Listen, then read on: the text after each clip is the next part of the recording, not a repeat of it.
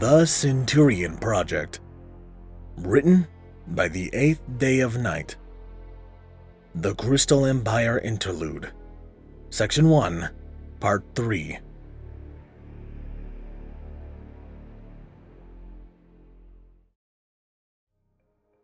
Elias pored over an in-depth map of the Empire, while around him the elements got in the way of his legionaries. The armored ponies were like a hive of bees, trotting around to deliver useful materials about the Empire, while also taking away the books deemed worthless, as well as taking his orders to the troops. Scarlet sat on the floor with a pencil in his mouth and a small frown on his face as he combed over a different map that showed Sombra's old defenses. The Crimson Pegasus' job was twofold: use the old defenses to assist in the faster placement of new guard stations, as well as determine if there were any secret routes that Sombra could use to slip into the city. So far, the Shadow Pony had seen fit to remain outside the barrier. By glancing over his shoulder, Elias knew that the barrier wouldn't hold for long. Even though she had shown some energy when greeting Twilight and her friends, Cadence looked to be in rough shape. Shining Armor had told him that she hadn't been eating or sleeping, and she looked it. She sagged on her throne, and heavy bags weighed down her eyes. He had rarely seen pure exhaustion on a pony's face, but he had seen it on the faces of some of the triple shift guards just before the royal wedding, and he was seeing it now. Only willpower kept the alicorn going, and Elias knew better than most that willpower only lasted so long. Elias closed his eyes and rubbed the bridge of his nose as he tried to drown out the noise of the elements sorting through the books they had discovered at the Crystal Empire's library. Shining Armor had managed to secure him peace and quiet for a few precious moments when they had first entered the castle by taking the elements to see Princess Cadence. But almost as soon as they had finished saying their hellos, they had decided to track Elias down to begin formulating a plan. He had been in the midst of taking a cohort's worth of legionaries to the castle, sweeping rooms and establishing patrol routes, all while looking for something that resembled a war room. Shining Armor's return with the elements and Cadence brought the good news that he knew where such a room was, and was more than willing to guide Elias and his assistants there. The bad news was that the elements followed, making noise as they did so. Elias had always thought the guards an overly affectionate and chatty bunch, but he quickly realized that they paled in comparison to Twilight's friends. His previous interactions with the pack of ponies had been limited, with them being largely silent due to his presence. But the longer he was around them, the more relaxed they seemed to become, and with mental relaxation came a relaxation of their tongues. Endless babble filtered forth of their mouths, and none of Elias' subtle indicators made the ponies shut up. His legionaries could tell, and they became quieter and more nervous as the elements continued to yap. Elias respected Shining Armor's control, and upon arriving at the war room, he had immediately taken the elements to the side, guiding their chatter onto task. Elias kept one ear on their conversation while he directed his legionaries to set up his command post, and it was during the elements' conversation that they had returned to the idea to talk to the crystal ponies, then to search out a source of information, namely the Empire's library. A task he thought that would take them hours took them less than 15 minutes, and Twilight returned with stacks of books and her magic and her friends in tow, all with the intention of sorting the tomes to look for relevant information in his command post. So far they hadn't found much, aside from the map that he and Scarlet were looking at, though if there was a silver lining, it was that even untrained rabble had their uses in freeing his legionaries with menial labor. Elias sighed and opened his eyes, pushing aside his growing irritation to continue his duties. He poked a finger at the ring of the roads from the central palace. "I'm thinking we alternate guard posts on every other street," he said. "As you all notice, the roads all connect in a large ring, and they all lead inward. Trying to keep an eye on every single ring is a waste of manpower, and unless Princess Celestia decides to send additional reinforcements, we're undermanned to fully protect the palace as is." Scarlet popped up his head. "General, I've noticed some odd markings on the map, and I believe there are hidden tunnels, and most, if not all, lead to the palace. I'm still checking, but..." Elias waved a hand at the Pegasus. "I trust your eyes, Scarlet. Mark them and see if you can't get a layout of the palace interior to identify entrances to these tunnels. We don't need Sombra slipping into the castle and slitting Princess Cadence's throat while she sleeps. Shiny Armor looked at the walls around them. He couldn't, the stallion said firmly. The barrier is keeping him out. The tunnels are probably just sewer pipes. Snowball looked over Scarlet's shoulder for a moment, then looked towards the wall opposite of the entrance to the war room. The loveling trotted over, and his horn lit up. After a moment, the outline of a door appeared, and it slid back, revealing a passage that led into darkness. Elias spread a look towards Shining Armor. Do send a maintenance crew here, then. We appear to have a sewage problem. Grey Granite snorted and trotted over to the entryway, poking his head inside. After a moment of looking around, he looked back to Elias. Permission to take a few ponies to take a look. Elias nodded without looking up for the map. Take out your binder with you. Try to map out the passage and find as many entrances as you can. I want you back here within an hour. Granite nodded briskly, and with a few words, Bookbinder and 3 legionaries entered the passage. Elias pointed a finger at Snowball. Find some chalk. Mark the entrances with an X, then put a guard over it. The loveling chirped in acknowledgment. A whisper reached Elias's ear, and a glance in the direction of the elements found Rainbow Dash whispering to Applejack. Both were staring at him, but while Applejack still had suspicion written clearly on her face, Rainbow Dash was giving him a look of admiration. Elias made sure his eyes were clearly looking down when he listened to the Blue Pegasus words. This is so awesome, Dash whispered. Secret passages and all these guards ponies are just like in the books. So efficient and cool, with orders and... Hush up and focus, Rainbow, Applejack whispered back. I ain't here to live out a daring do book. Elias blinked slightly, then on further analyzation, he realized that yes, certain things were playing out just like a daring do book. He had to suppress a smile of nerdy pleasure, disguising it as a cough. He glanced up to Shiny Armor. Prince, could you convince your sister and her friends to give Princess Cadence, you and I, a moment of privacy? I have questions that aren't for most ears. Shiny Armor nodded and trotted over to his sister, who was poring over a book. Elias straightened and cleared his throat, drying the eyes of his legionaries. Everyone, go outside and take a few minutes to rest. Get your bedrolls set up in one of the rooms Prince Armor directed. Be back here in 15. The ponies left their work where it was and left silently, and after a few moments of quiet conversation, the elements followed. Once the door clicked shut, Elias turned around and leaned against the map table, crossing his arms across his chest as he looked at Cadence. The beak alicorn straightened in her seat and met his gaze evenly. Keeping his tone passive, Elias asked, I really only have 2 questions, Princess. First, I'd like your no-bullshit assessment. How long can you keep the barrier up? 3 days at best, she replied. But it will weaken, and Sombra will get in long before that. If it was just the snow and cold, then I could keep going for weeks with the magic I've stored up. But with Sombra outside, poking and prodding... Elias nodded silently and looked at his feet.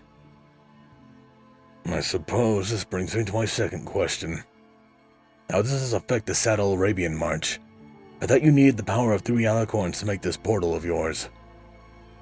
We do, Cadence said. And, to be honest, I don't know what we're going to do. We may have to push off the march until next year. But I won't apologize for acting as I have. What would you have me do?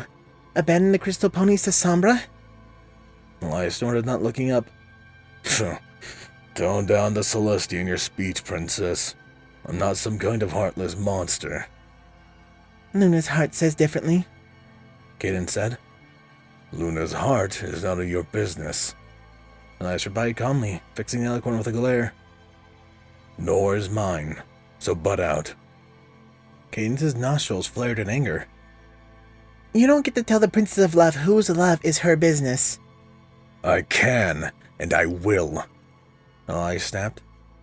I can see it in your eyes, and let me stop you early, because I don't need your help to realize my true feelings, or whatever sappy pony bullshit you want to conjure up as an excuse to interfere. I've made my choices, and perhaps they were mistakes, but they were mine to make. And my patience with interfering ponies is coming to its end. I no more need your help than I needed this side trip. Let's just fix this mess as quickly as we can so that I can get back to drilling my legion. Keaton scowled at him for a few more seconds, and sighed and looked at her hooves. I don't have the energy for this argument, General.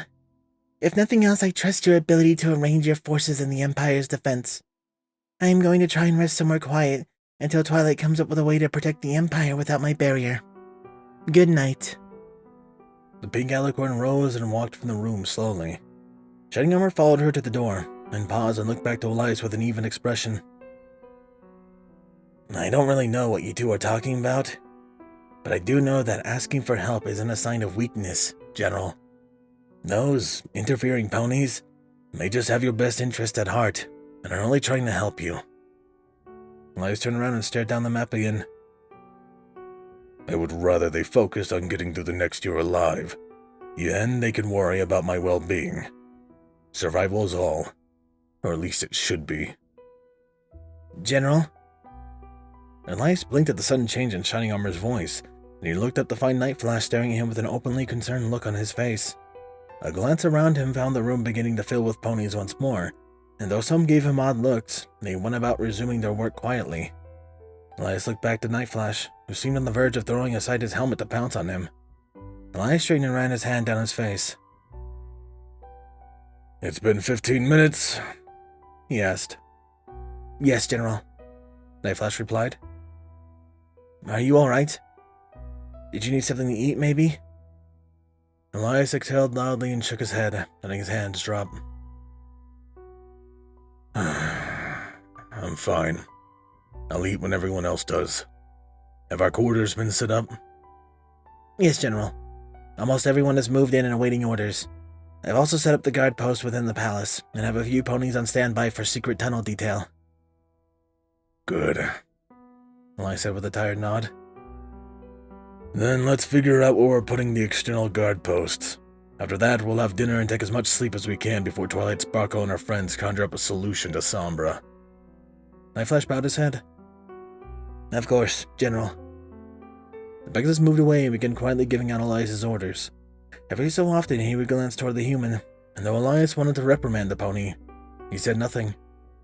He instead focused on the map in front of him, and after Scarlet joined him at the table, the pair began laying out their places where the guard post would be set up.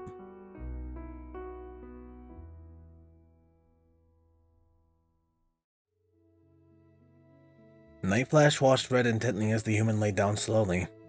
He could see the aches and pains that the human experienced as he lowered himself onto the bedroll, and each time the human winced or grunted in pain, Night Flash felt a little dagger stab into his heart.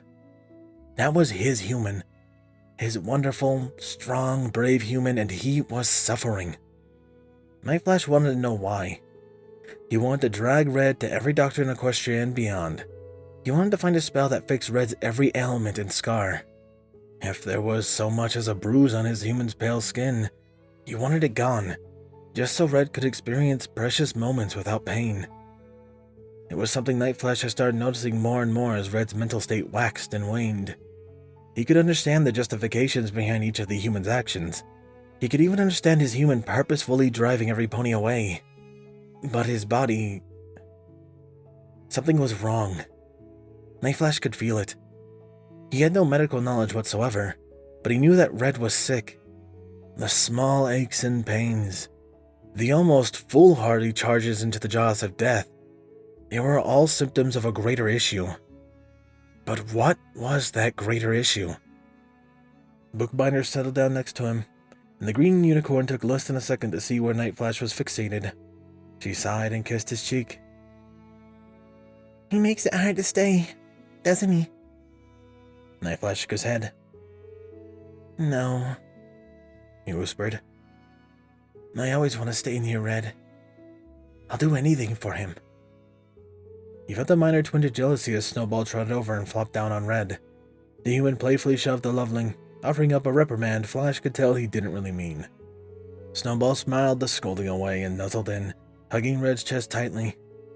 Night Flash had to look away for a moment when Red scanned the room for anyone watching the exchange, but once he was sure nobody was, he settled back down, draping an arm over his snuggle buddy. Night Flash's eyes were on him again in an instant, and he felt his jealousy melt away as Red's breathing became slower and easier. "Good job, Snowball," he said, his voice nearly silent. "Keep those arms warm for every pony." Though he became momentarily jealous at the moments of snuggling he was missing, Night Flash was truly appreciative of Snowball. The Loveling had managed to stay close when no pony, not even Princess Luna, had been able to. Night Flash knew that the bug pony was a sign that his human, his Red, was waiting in all this snuggling glory for the end of the march. Then everything would be perfect. Just empty days filled with snuggling and laughter. Red could be anything he wanted, and he could finally be happy with no worries whatsoever. Night Flash sniffled and turned over, hugging Bookbinder tightly. The unicorn sighed and glanced back at him. It's alright, Flashy. He still loves us. "I know," he whispered in reply. "I just want to make him happy, Bindy.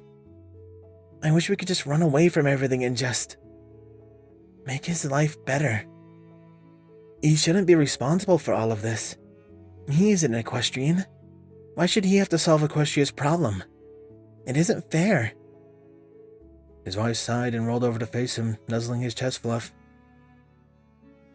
"I know, honey, but we'll get through all of this, and then we'll take him home, just like we planned. If it makes you feel any better, I already ordered his bed." Night Flash looked at her with wide eyes. "Really? The really big one for supersized cuddling?" Bookbinder giggled. "It's actually alicorn size for our extra long human, but yes, it's also supersized for cuddling." Night Flash sniffled again, this time holding back tears of joy as he nuzzled the crook of his wife's neck. "We're gonna break that bed," he whispered. Bookbinder giggled again as he wrapped her within his wings and settled down. Night Flash closed his eyes and fell asleep to dreams of snuggling with his beautiful wife and their warm, lanky son. "I got it!" Elias jolted awake and sat up, gladius drawn in his hand. Snowball popped off his chest with a snarl on his muzzle and his horn glowing a furious blue. Bookbinder and Night Flash also popped up from their bedrolls, their weapons drawn, and they faced the doorway where Twilight and her friends stood. They all stared like wide-eyed deer at the room of armed, bleary ponies and the lone human, who recovered his faculties the quickest. Letting out a loud sigh, Elias set his gladius down and rubbed his face. "Please, do come in. Not like we were sleeping anyway." Snowball's horn powered down, and the Loveling yawned broadly. He tried to turn and settle back down on Elias's chest, but found his warm sleeping spot sitting up. He whined slightly as Elias forced him to climb off. That was all the protest the human received as he slipped out of his sleeping bag. Elias uttered a loud groan as his old injuries decided to make themselves known. He stood and stretched tall towards the ceiling. Then, stretching his head, he walked over to the map table. "Well, come on," he said to Twilight. "Clearly whatever you had was more important than me getting clothes on, or you would have knocked." The purple unicorn blushed in embarrassment, but trotted fully into the room. Of course," she squeaked. Her friends filed in after her, following by yawning Shining Armor and supporting an exhausted cadence. The stallion carried a train of steaming mugs on his forehoof, and as everyone assumed a position of nap at the table, he set the mugs in front of everyone, Elias included.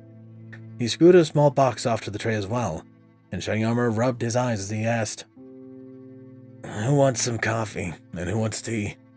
I brought some instant versions of both with us from Camelot." The friend voiced their drink of choice when the stallion looked at him, but his eyes settled on Elias, the human shrugged and nudged the mug towards the center of the table. "I drink neither coffee nor tea." Snowball slid in beside Elias, setting the human sword belt next to his hand. He smiled at Shining Armor and said, "I'll have a coffee, sugar and cream, please." Elias glanced at towards the Loveling, who smiled upward. "No sense in letting it go to waste, General." Elias took the flask from his sword belt and unscrewed the cap. "No, I suppose not." He took a pull from his flask while the ponies prepared their drinks. The Griffin vodka burned something fierce, but it served as just the wake-up call he needed. A tunic landed on the table, thrown by Bookbinder, and after slipping it on, Elias put on his sword belt He then looked at Twilight. So, what's this thing you've got? Any sign of Twilight's nerves vanished as she went into lecture mode.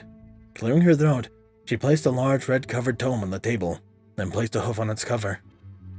This is the answer to all the Crystal Empire's problems, She started.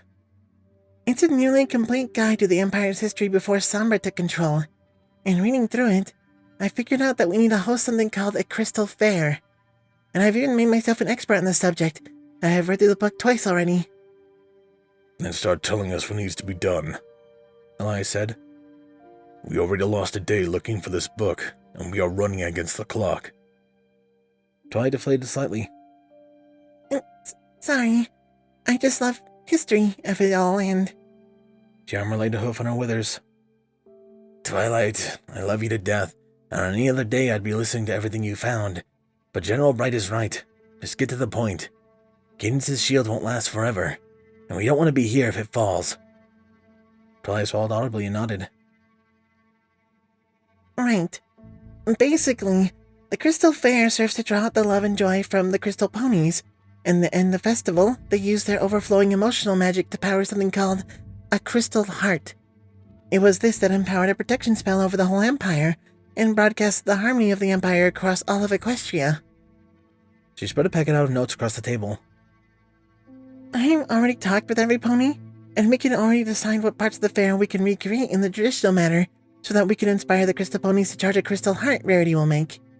I believe that the Crystal Heart will also lift any of the remaining curses somewhere left on the Crystal Ponies. Crystal Heart? Or the Crystal Heart? Elias asked, looking over to the purple unicorn's plans. Twilight blinked owlishly at him. I don't see how that makes a difference. As a scholar, you should, Elias said. If it's lowercase and mentioned as a your plan works. If it's capitalized and referenced as the, then we're talking about a specific artifact, which means we have a problem, because we don't have said artifact. And what makes you think that? Shining Armor asked. Elias' eyes flicked down to a semi-covered map as he did his best not to blush with embarrassment. Daring do, he thought.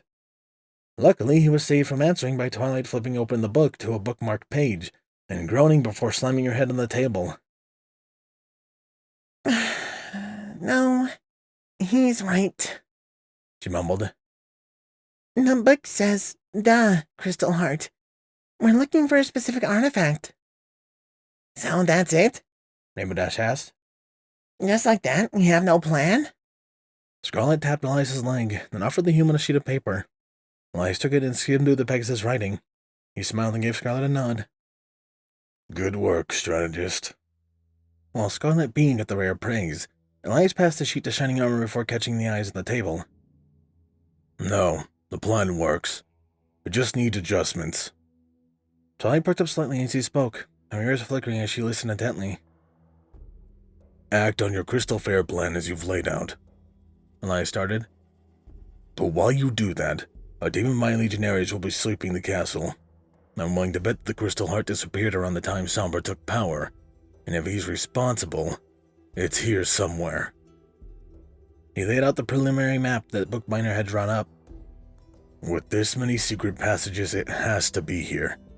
I'll ask Auditor Binder to do another sweep of the castle. Maybe some of these dead ends weren't, and we just missed something. Cadence leaned forward and squinted at the map, then slowly turned it to face her.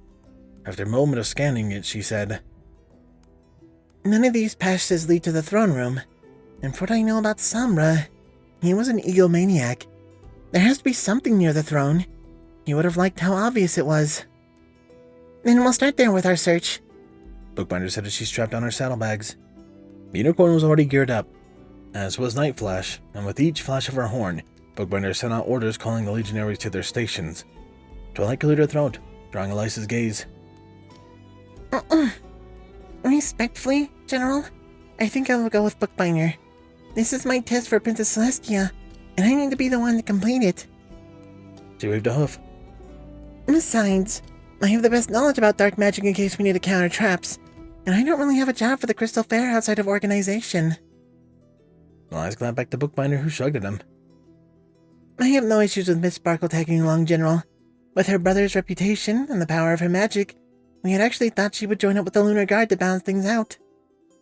She smirked at shining armor. Lucky for us, though, Captain Armor got promoted out of the Solar Guard instead. Elias frowned for a moment, then looked up to Twilight, making sure he caught her and held her gaze before he spoke. If either of them gets hurt because of you, you better start saying your prayers to whomever you believe in, because you won't leave this place alive. Am I clear? Everyone stared at him in shocked silence, no doubt due to the openness of the threat, but Elias couldn't have cared less. He had also done reading on Twilight's reputation, namely how she got in the school of Get the Unicorns in the first place.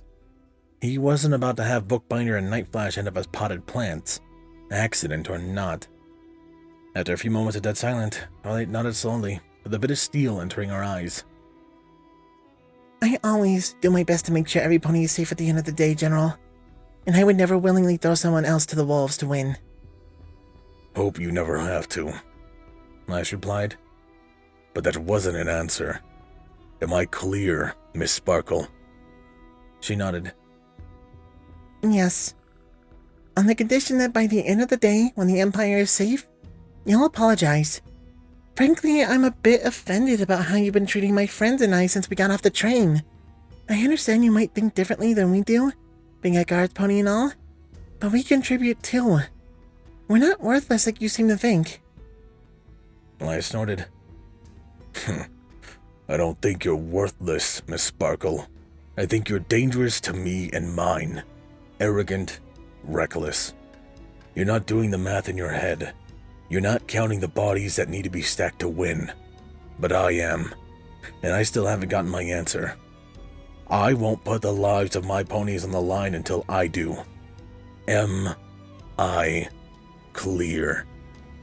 The unicorn stared at him for a moment, while her friend shot him numerous glares, but she nodded. Yes, General. We're clear. Crystal, in fact, I still want that apology when everything turns out fine.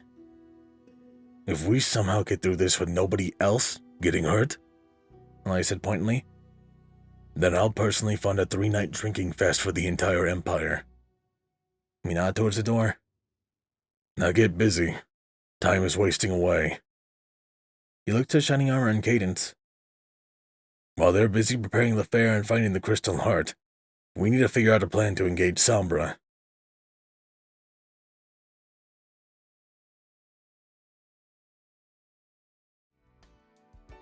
Even though we don't get too much of the main 6 in this series, the moments where they clash with each other, especially with how different the main 6 are, because they're very much like their canon counterparts. They're very naive, and they're very headstrong.